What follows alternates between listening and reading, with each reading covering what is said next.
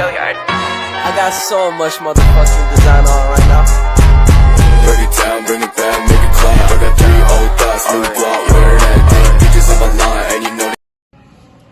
Assalamualaikum warahmatullahi wabarakatuh. Nama saya Tulin Ain Roma dengan NIM 22013. Di sini saya akan menjelaskan tentang mekanisme persalinan sungsang dan juga teknik persalinan sungsang. Berikut videonya. Pertama, di sini bokong atau bitrokanter akan memasuki pintu atas panggul dengan diameter transversal. Lalu kemudian dengan adanya his terjadi penurunan hingga Holtz 3. Lalu bayi akan melakukan putar paksi dalam, di mana bitrokanter berubah menjadi diameter anteroposterior dan trokanter anterior berada di bawah simfisis. Di sini yang menjadi hipomoklionnya yaitu trokanter anterior, dan kemudian lahirlah trokanter posterior. Tunggu bayi melakukan putar paksi luar.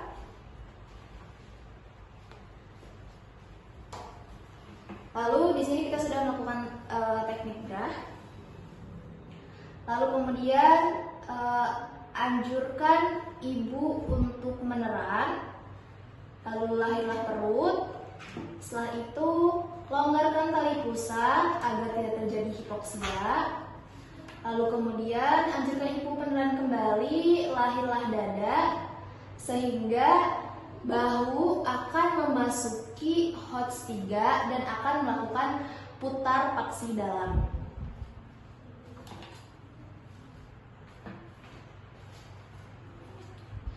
Sehingga di sini yang menjadi hipomoklionnya yaitu akromial anterior dan akromial posterior lahir.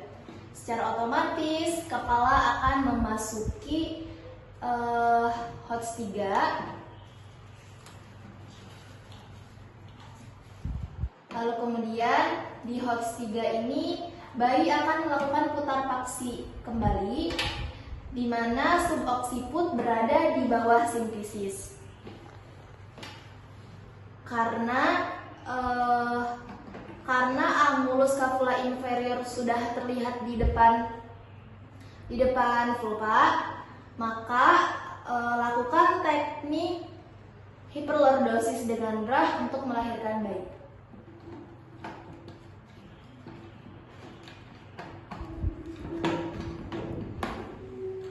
Maka lahirlah bayi.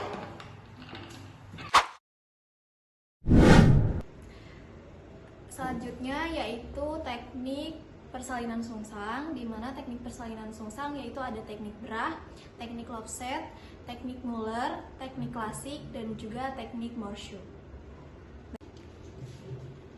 Baik, di sini yang menjadi hipomoklionnya yaitu trokanter anterior, lalu kemudian penolong melakukan steneng.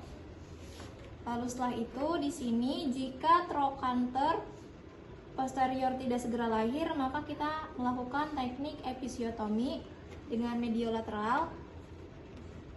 Lalu setelah itu lahirlah bokong bayi atau trokanter posterior.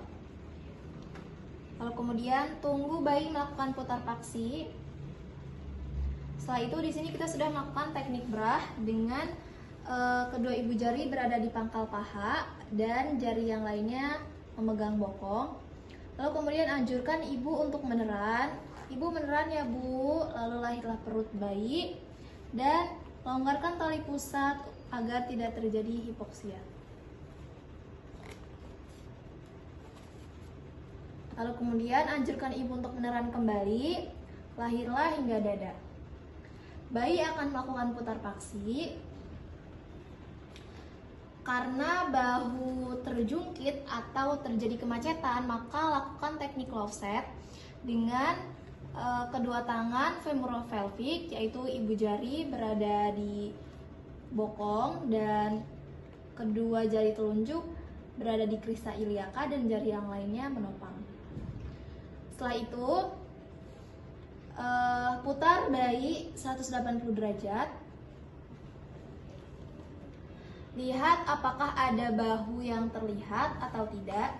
Jika tidak, maka lakukan putaran secara berlawanan kembali, yaitu 180 derajat. Karena di sini bahu bagian atas sudah terlihat, maka bisa mengkombinnya menggunakan teknik Muller, di mana kedua tangan masih sama, femoropelvic. Lalu kemudian tarik ke dekat bokong ibu. Setelah itu kita susuri dengan 2 jari sampai fossa kubiti dan keluarkan lengan bayi seperti mengusap wajah. Setelah itu, untuk mengeluarkan lengan bawah boleh mengcombine dengan teknik klasik, di mana teknik klasik yaitu menggunakan perasat garpu, yaitu 3 jari berada di pergelangan kaki bayi. Lalu tarik ke dekat perut ibu, lalu kemudian susuri dengan 2 jari hingga fossa kubiti dan keluarkan lengan bayi seperti mengusap wajah. Lalu untuk mengeluarkan